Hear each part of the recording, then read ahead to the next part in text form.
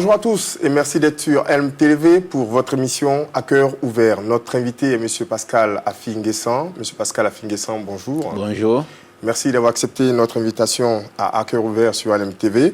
Vous êtes né en 1953 à Bongouanou en Côte d'Ivoire. Vous êtes diplômé de l'École nationale supérieure des postes et télécommunications. Également ingénieur civil des techniques de télécom de l'Institut national des télécommunications d'Evry en France. En Côte d'Ivoire, vous avez exercé à l'Office national des télécommunications plusieurs années durant. Vous avez été un des membres très actifs, je dirais, de l'opposition ivoirienne incarnée par le Front populaire ivoirien, avec à sa tête M. Laurent Gbagbo, ce qui vous a valu de nombreuses représailles du régime de l'époque. Parlons-en. Oh, vous savez, la transition à la démocratie n'a pas été facile en Côte d'Ivoire. Sous le régime du parti unique, il a fallu se battre, il fallait faire preuve de beaucoup de courage pour pouvoir s'engager politiquement. Le président Gbagbo lui-même, comme vous le savez, a dû partir en exil en 1982 pour pouvoir mûrir la réflexion sur l'alternance politique en Côte d'Ivoire, mûrir la réflexion sur la promotion de la démocratie en Côte d'Ivoire. Bon, nous qui avons choisi de travailler avec lui, de militer en faveur de la démocratie, ça n'a pas été facile. Les brimades, les exactions, les emprisonnements, les affectations arbitraires pour ceux qui sont dans l'administration, tout cela a été le lot de tous les tout premiers militants de la démocratie en Côte d'Ivoire. En ce qui me concerne, avec tous les amis qui étaient avec moi à Côte d'Ivoire Télécom, on a subi aussi les mêmes représailles, des affectations arbitraires à partir de 1984 à l'intérieur du pays sans attribution fixe, en complément d'effectifs pour des cadres de télécommunications. J'ai été élu maire en 90, mais même dans le fonctionnement du conseil municipal, le fonctionnement de la mairie, on n'avait pas le soutien nécessaire de l'État, les financements n'arrivaient pas quand on le souhaitait. Ce sont nos dépenses qui étaient les dernières à être payées par les trésoreries départementales. L'administration nous interdisait même parfois des réunions dans nos structures. Et donc il y avait véritablement un harcèlement dont nous étions l'objet, aussi bien en tant que fonctionnaire, agent de l'État, ou parfois même agent du privé, qu'en tant qu'autorité.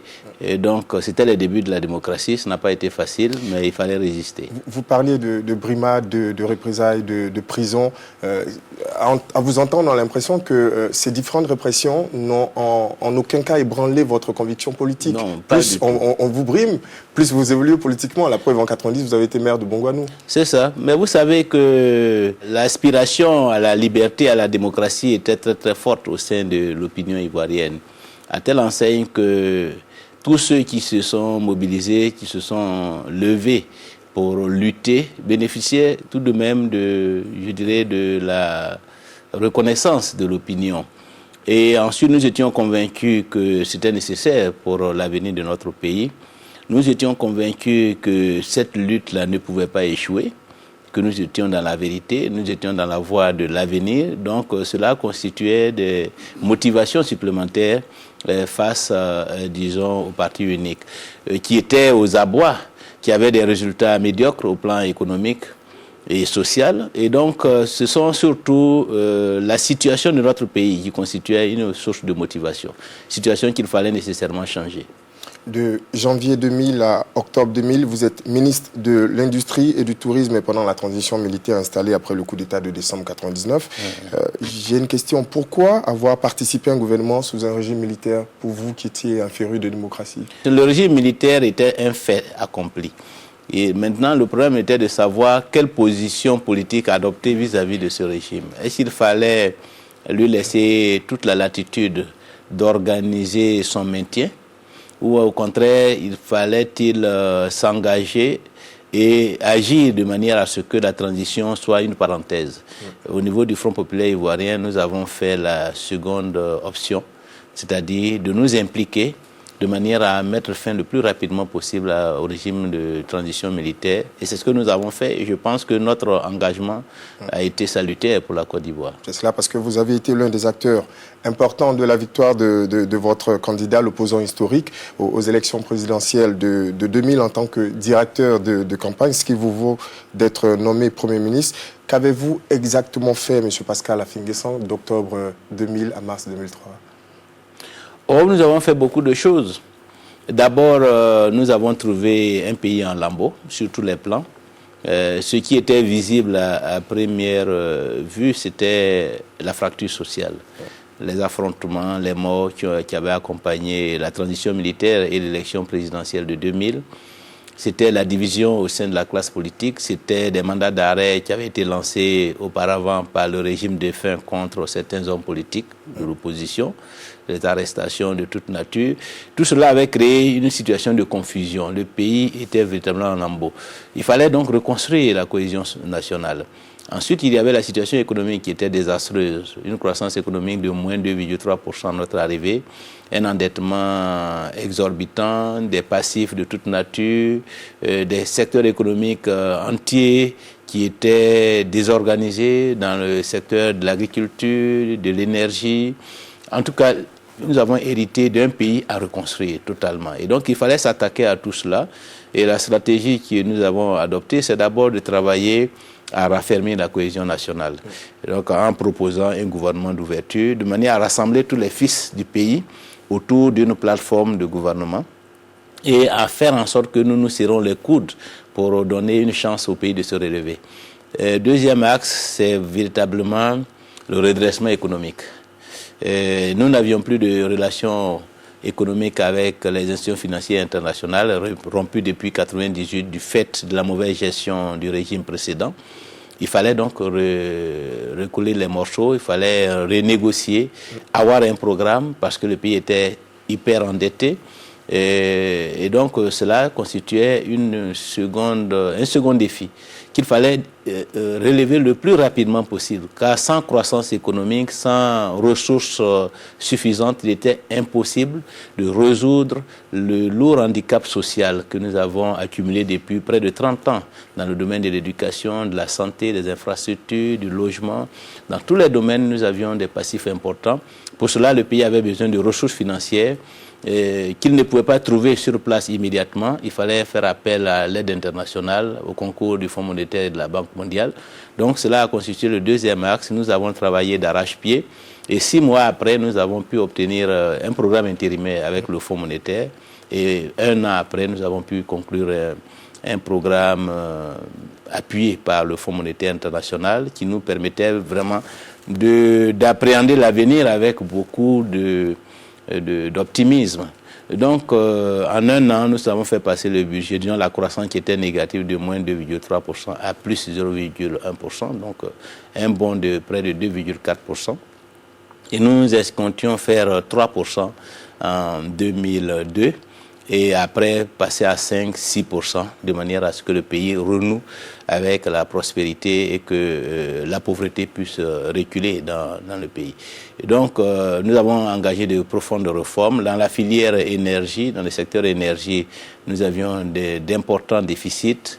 La CIR qui est la société ivoirienne de raffinage, était pratiquement en cessation de paiement. Elle était presque, la Banque mondiale et le Fonds d'ailleurs nous conseillaient de privatiser de cette entreprise, de désengager l'État. Nous avons fait l'option inverse, de travailler à assainir la gestion et l'équilibre a été atteint au bout d'1 an.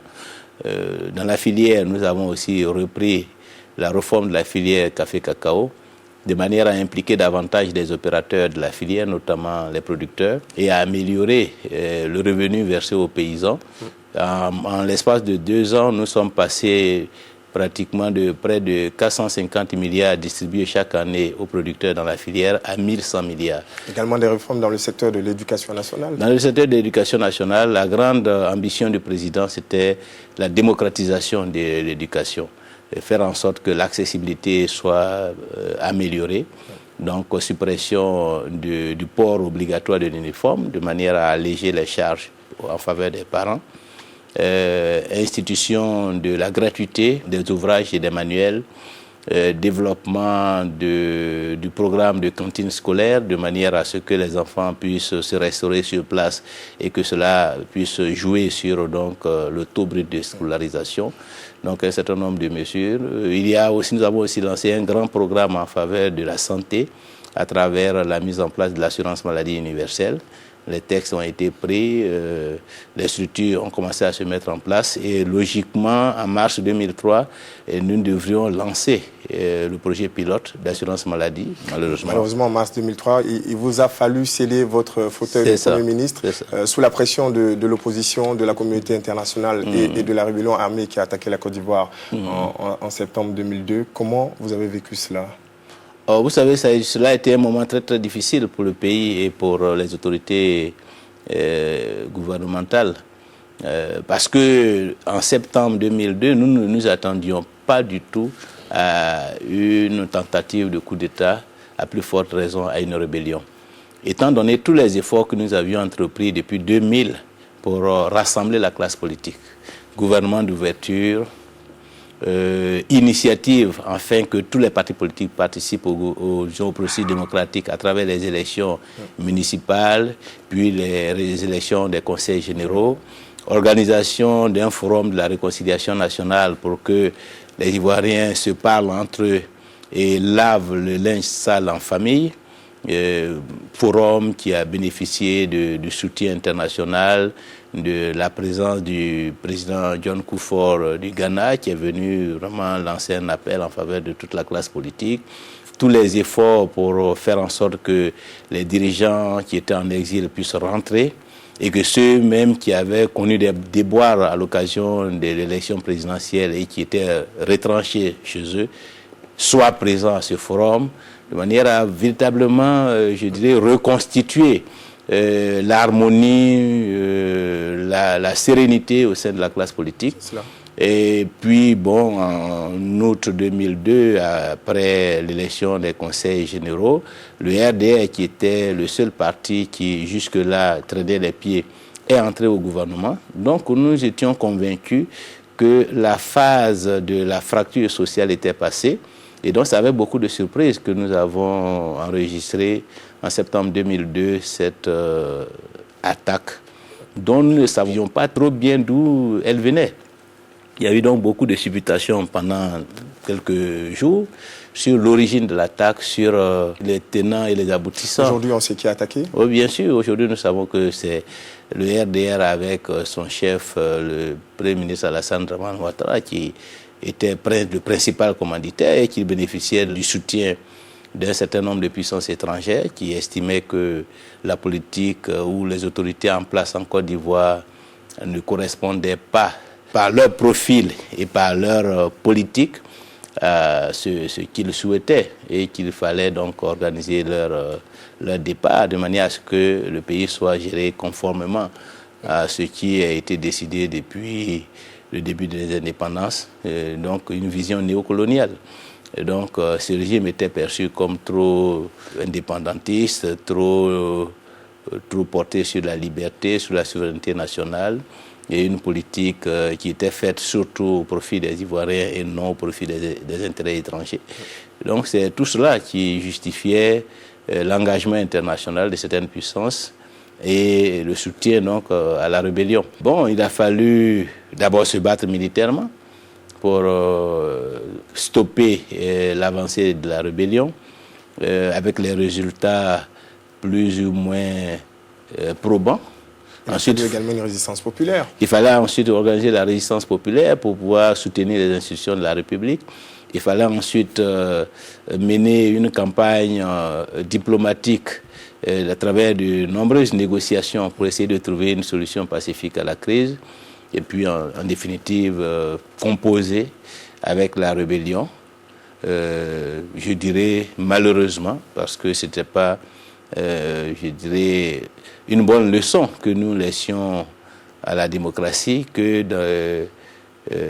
d'encourager la rébellion, de légitimer la rébellion en l'invitant au gouvernement, en obligeant la légalité à s'asseoir avec l'illégalité.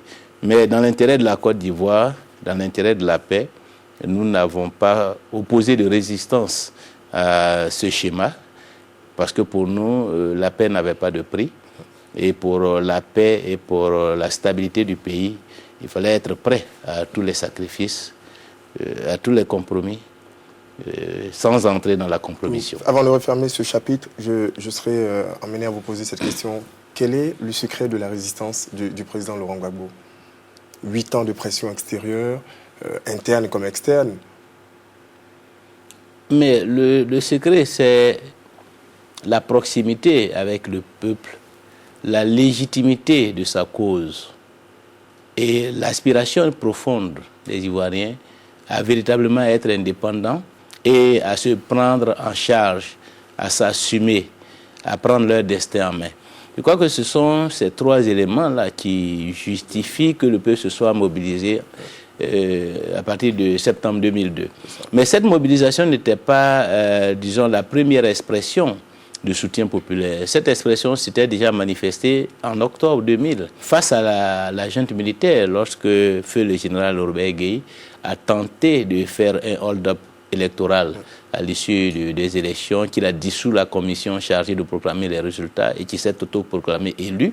Ce même peuple s'est levé et c'est grâce à son soutien que le processus électoral a pu se dérouler jusqu'à terme et que le président Gbagbo a été proclamé élu au regard des résultats, du résultat des urnes. Donc déjà, il y avait un précédent.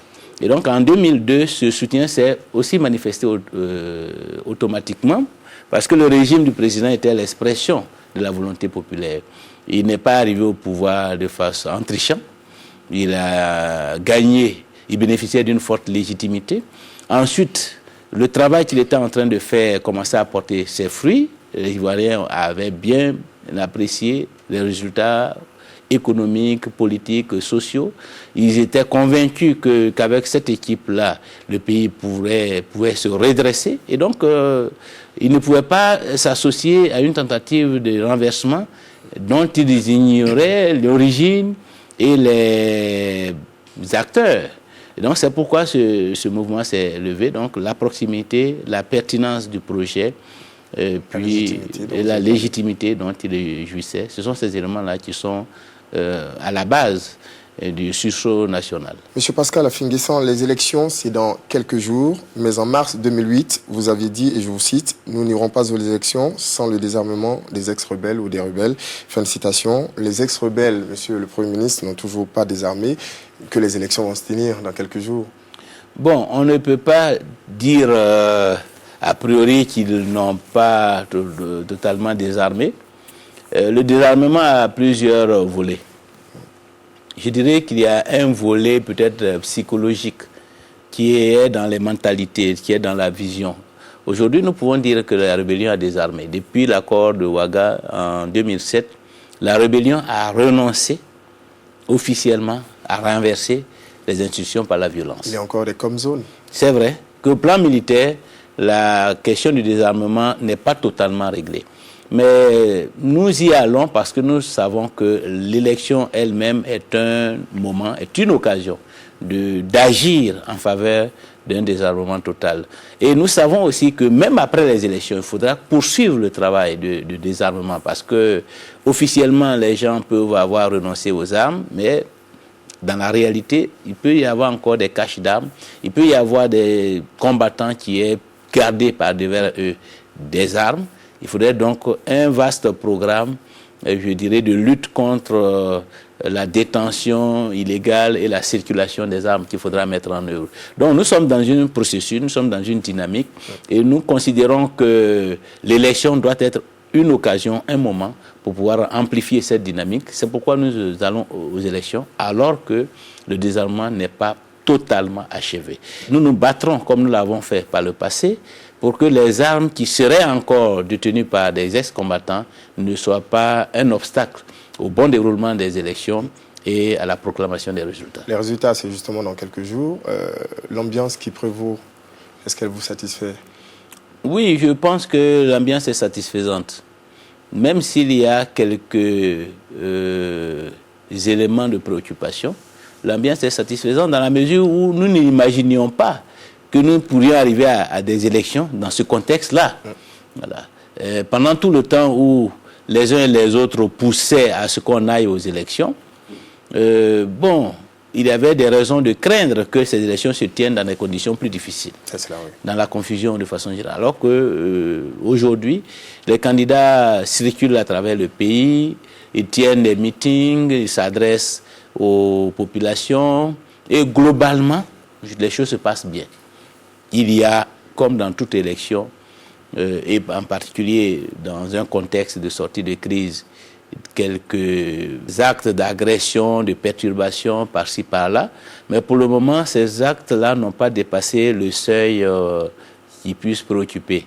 Et c'est pourquoi d'ailleurs, à l'occasion d'un point de presse, nous avons attiré l'attention du gouvernement et de la commission électorale indépendante sur les mesures préventives à prendre, de manière à ce que ces actes-là ne débordent pas et ne constituent pas dans les jours à venir un objet de préoccupation. À la bonne marche des élections. Le président Laurent Gbagbo est candidat en lice pour le scrutin présidentiel du 31 octobre prochain. C'est le candidat désigné par la majorité présidentielle. Monsieur le Premier ministre Pascal Affi-N'Guessan, des millions de téléspectateurs vous suivent en ce moment sur LMTV.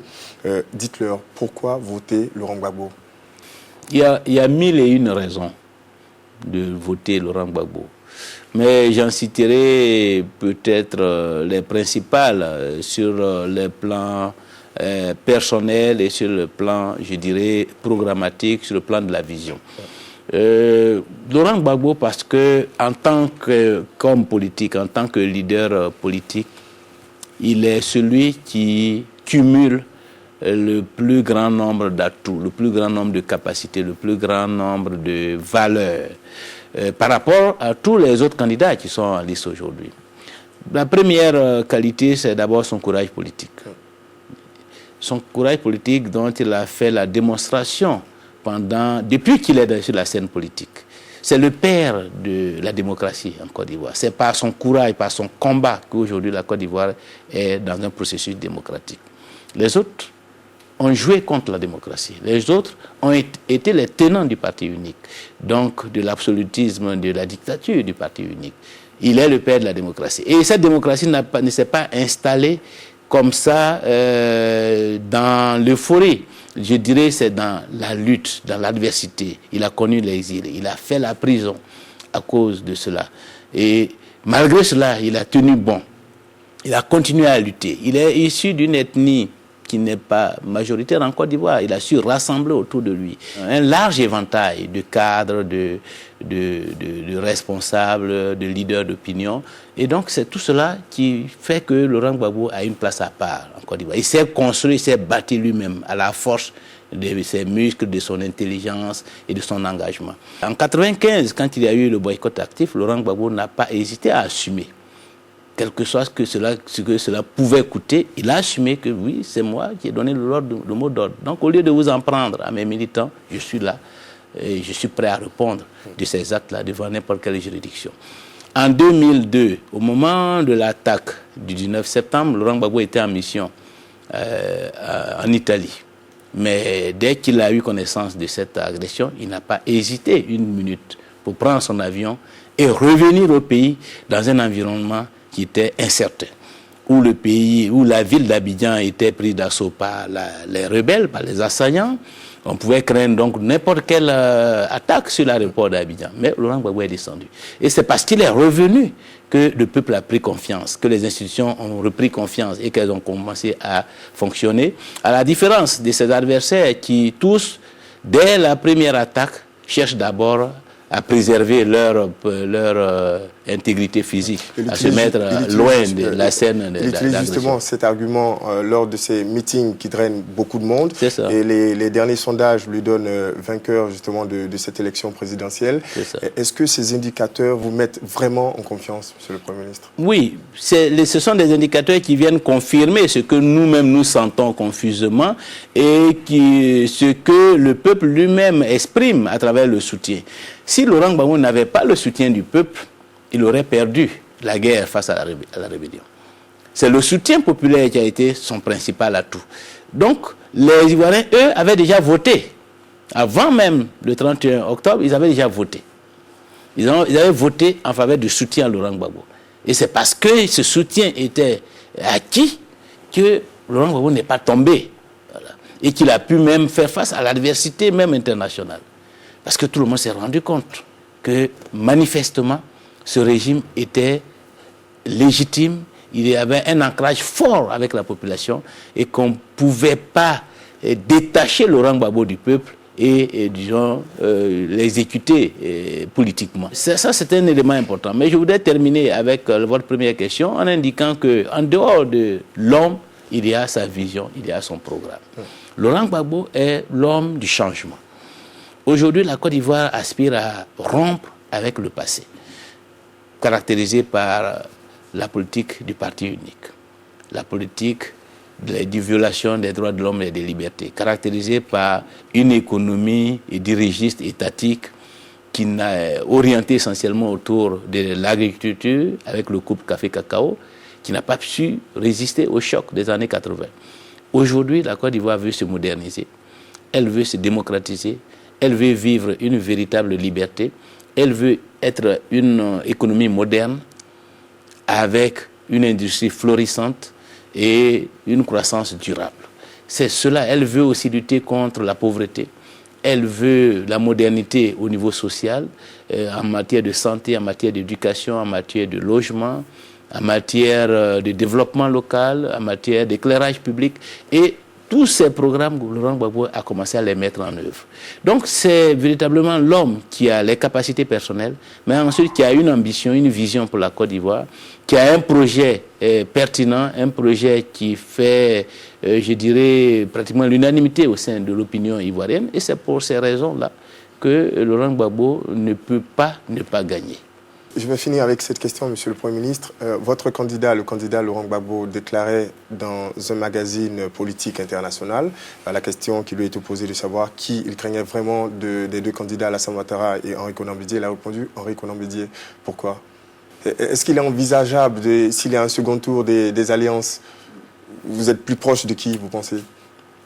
Bon, pour le moment, nous sommes loin. Vous allez dans la vision du premier tour? Nous sommes loin, oui, nous sommes dans la logique du premier tour parce que nous avons tous les moyens et je dirais toutes les chances de l'emporter au premier tour. Mais une élection est une élection et si nous devrions aller à un deuxième tour, nous serions à l'aise quel que soit le candidat qui sera en face de nous. Parce qu'à l'heure actuelle, si nous devrions même manquer le premier tour, ce serait de quelques voix. Je dirais même de moins d'1%. Voilà, de moins d'1%. Donc, or, aussi bien du côté d'Henri Konan Bédié que du côté d'Alassane Ouattara, nous savons qu'il y a beaucoup d'électeurs qui sont prêts à voter pour nous. Si l'un ou l'autre n'est plus en lice, nous sommes sûrs de pouvoir rassembler et peut-être même, je dirais, de gagner vraiment très largement face aussi bien à Henri Konan Bédié qu'à Alassane Ouattara. Monsieur Pascal Afingessane, votre mot de fin? Mais vraiment vous remercier de l'opportunité que vous nous avez donnée de nous adresser à vos téléspectateurs, leur dire que cette élection qui va avoir lieu le 31 octobre prochain en Côte d'Ivoire est une élection très très très importante. C'est une élection qui se situe à une période historique de l'histoire de notre pays et parce qu'elle va fonder une nouvelle perspective, une nouvelle espérance pour la Côte d'Ivoire. Et c'est pour cela que la bataille est rude, mais qu'au cours de cette élection, donc, il y a deux catégories de candidats. Il y a les candidats du RHDP, donc, auquel appartient Henri Konan Bédié et Alassane Ouattara, qui sont les candidats du statu quo, les candidats du passé, les candidats du parti unique, les candidats, je dirais, du régime néocolonial, ceux qui ont tous leurs atouts à l'extérieur, ceux qui comptent sur la communauté internationale pour gouverner, pour d'abord s'approprier le pays et gouverner la Côte d'Ivoire. Et puis il y a le candidat de la Côte d'Ivoire, le candidat de l'indépendance nationale, de la souveraineté nationale, le candidat de la dignité africaine, celui qui pense que l'Afrique a été trop longtemps marginalisée, trop longtemps humiliée, trop longtemps bafouée, qu'elle mérite de se repositionner sur la scène internationale, d'apporter sa contribution à la construction de l'histoire de l'humanité. qu'elle a des atouts, qu'elle a des ressources, qu'elle a des fils qui sont capables, qui ont une intelligence, qui ont des capacités pour diriger leur pays et qu'il faut qu'elle se lève, qu'elle se dresse et qu'elle aille à la rencontre des autres peuples, des autres nations sur un pied d'égalité et qu'elle se batte pour sortir du sous-développement, pour sortir de la marginalisation économique, de manière à ce qu'elle soit prise en compte et qu'elle soit respectée. C'est ce candidat-là qui se trouve face aux candidats du passé. Et c'est pourquoi le choix des électeurs ivoiriens devrait être clair et net. C'est le choix de Laurent Gbagbo. Monsieur le Premier ministre, merci d'avoir accepté notre invitation. Merci de nous avoir ouvert la porte de votre cœur, humblement. Merci à tous d'avoir suivi À Cœur Ouvert sur LMTV avec l'ex-Premier ministre de Côte d'Ivoire, le Premier ministre Afi N'Guessan. À très bientôt sur la même antenne.